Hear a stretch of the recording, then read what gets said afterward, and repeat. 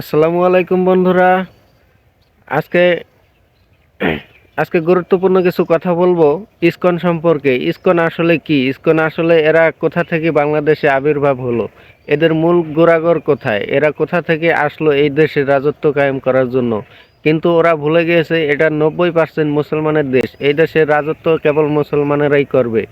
গত বেশ কিছু বছর আগে আমাদের দেশের বড় বড় ওলামায়ে কেরামগণ যারা আছেন তারা বলেছিলেন যে ইসকন একটা সময় কিন্তু বাংলাদেশের স্বাধীনতার উপরে আঘাত হানতে পারে। তারা কিন্তু দেশের মধ্যে একটা অশান্তি সৃষ্টি করতে পারে। তাই ইসকনকে তখনই তারা নিষিদ্ধ বা ইসকনের উপরে নজরদারি রাখার জন্য প্রশাসনকে বলেছিল। কিন্তু বর্তমানে আমরা দেখতে পাচ্ছি সেই আলেমদের কথাই কিন্তু ঠিক হয়ে যাচ্ছে।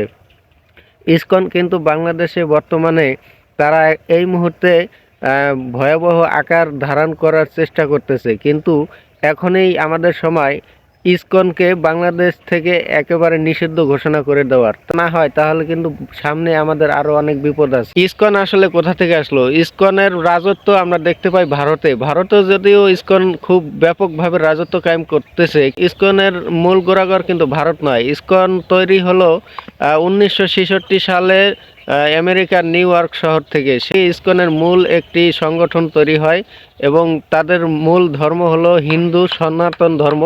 তাদের ধর্ম হলো সনাতন ধর্ম। তারা তাদের ধর্ম পালন করবে, এতে কোনো বাধা নেই। ইসলাম কোনো ধর্মের প্রতি আঘাত হানে না। ইসলাম হলো শান্তিপ্রিয় ধর্ম। ইসলাম হলো মানবতার ধর্ম। ইসলাম মানুষকে শান্তির দিকে আহ্বান করে। কিন্তু ইসলাম কখনো বলে না যে অন্যের ধর্মের উপরে আঘাত হানো বা অন্যকে কষ্ট দাও। আমাদের কথা হলো তোমরা তোমাদের ধর্ম পালন করো, ধর্ম পালনে কোনো বাধা নেই। এই দেশে আমরা হিন্দু মুসলিম বৌদ্ধ খ্রিস্টান সবাই একসাথে মিলেমিশে বসবাস করি এবং সবাই মিলেমিশে বসবাস করব। তবে ধর্মের নামে কোনো উগ্রবাদিতা চলবে না, সেটা যেই হোক। যদি তোমরা উগ্রবাদী হও তাহলে তোমাদেরকে বাংলাদেশেও তোমাদের রাজত্ব করতে দেওয়া হবে না, বাংলাদেশ থেকেও তোমাদেরকে নিষিদ্ধ ঘোষণা করতে হবে।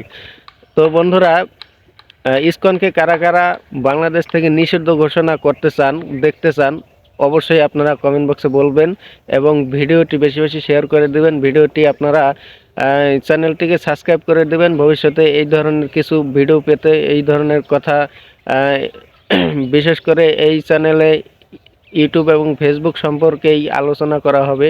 সেই সমস্ত টিপস পেতে আপনারা চ্যানেলটিকে সাবস্ক্রাইব করে পাশে থাকবেন আশা করছি।